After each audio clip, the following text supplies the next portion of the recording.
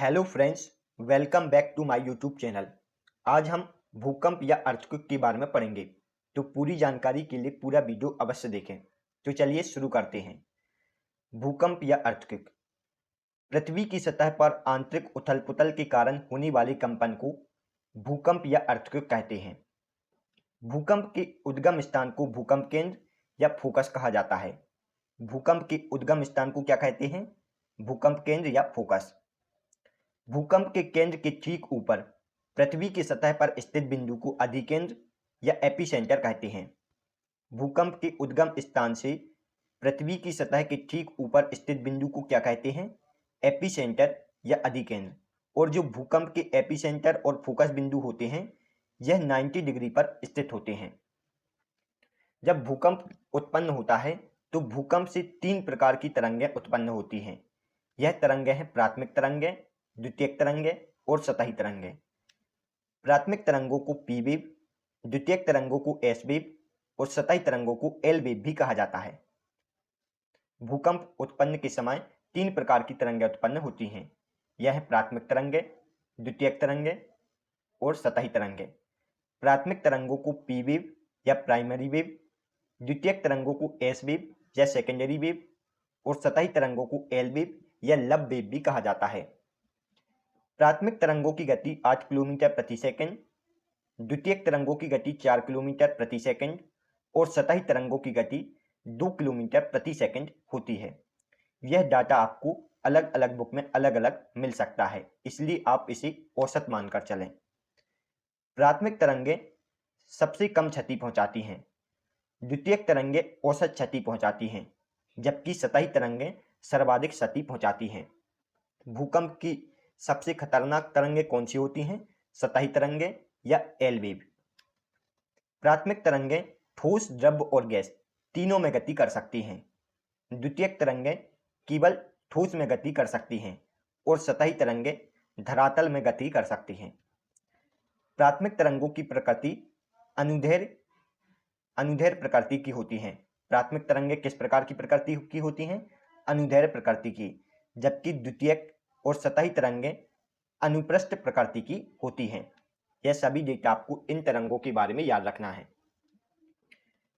प्राथमिक तरंगों की आवृत्ति सबसे अधिक होती है। आप जिसे चित्र में देख सकते हैं, प्राथमिक तरंगों की आवृत्ति सबसे अधिक होती है, जबकि आयाम और तरंगदैर्ध्य कम होता है। द्वितीयक तरंगों की आवृत्ति औसत होती है, अर्थात प्राथमिक से कम होती है, जबकि सतही तरंगों से ज्यादा होती है। और आयाम और तरंगदैर्ध्य भी औसत होता है।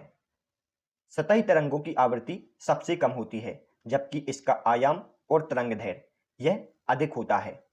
यह सभी पॉइंट आपको भूकंप की तरंगों के बारे में याद रखना है।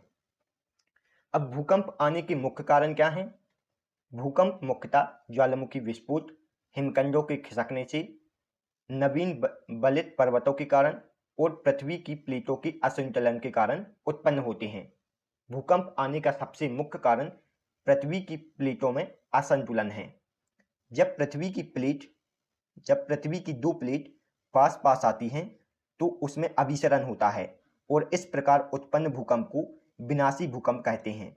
और जब पृथ्वी की प्लेट दूर दूर जाती हैं तो उस समय उत्पन्न भूकंप को अवसरण भूकंप कहते हैं और अवसरण भूकंप सामान्य प्रकार का होता है।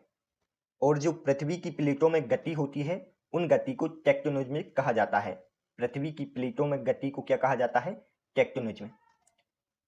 भूकंप के संबंध में रीड ने एक सिद्धांत दिया था, जिसे प्रत्यास्थ पुनश्चलन सिद्धांत कहा जाता है।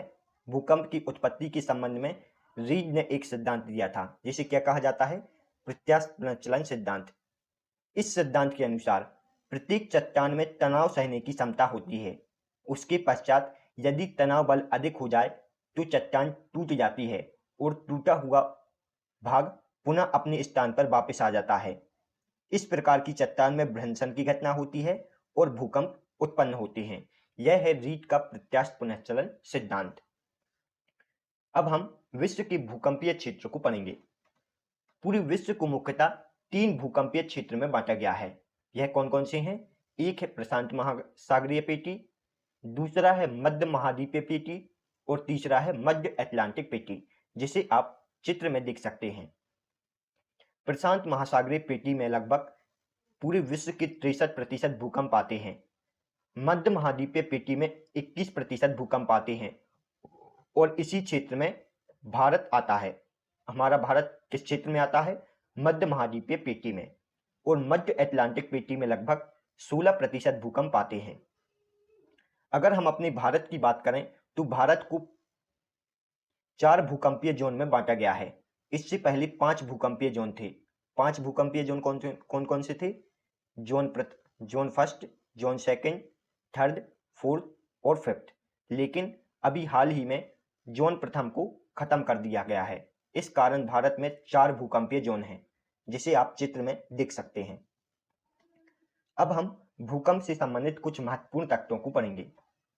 भूकंप के अध्ययन को सिस्मोलॉजी कहा जाता है। भूकंप के अध्ययन को क्या कहा जाता है? सिस्मोलॉजी। भूकंप का मापन सिस्मोमीटर यंत्र द्वारा किया जाता है। भूकंप का मापन किसके द्वारा किया जाता है? सिस्मोमीटर द्वारा। और भूकंप के मापन को प्रदर्शित करने के लिए सिस्मोग्राफ का प्रयोग करते हैं। भूकंप के मापन हेतु 3 स्केल प्रयोग होते हैं। यह स्केल कौन कौन से हैं? राशि फेरल स्केल, मर्केली स्केल और रिएक्टर स्केल। ज्यादातर भूकंप मापने के लिए रिएक्टर स्केल का प्रयोग किया जाता है। रिएक्टर स्केल का विकास अमेरिकी वैज्ञानिक चार्ल्स रिएक्टर ने 1935 में किया था। यह सभी पॉइंट आपको भूकंप के बारे में याद रखना है। अब हम भूकंप से संबंधित कुछ महत्वपूर्ण तथ्य जानेंगे। जब 2 स्थानों पर समान तीव्रता के भूकंप आए, जब 2 या 2 से अधिक स्थानों पर समान तीव्रता के भूकंप आए तो उसे आइसोसिस्मल जोन कहते हैं और इन स्थानों को मिलाने वाली रेखा को आइसोसिस्मल लाइन कहते हैं।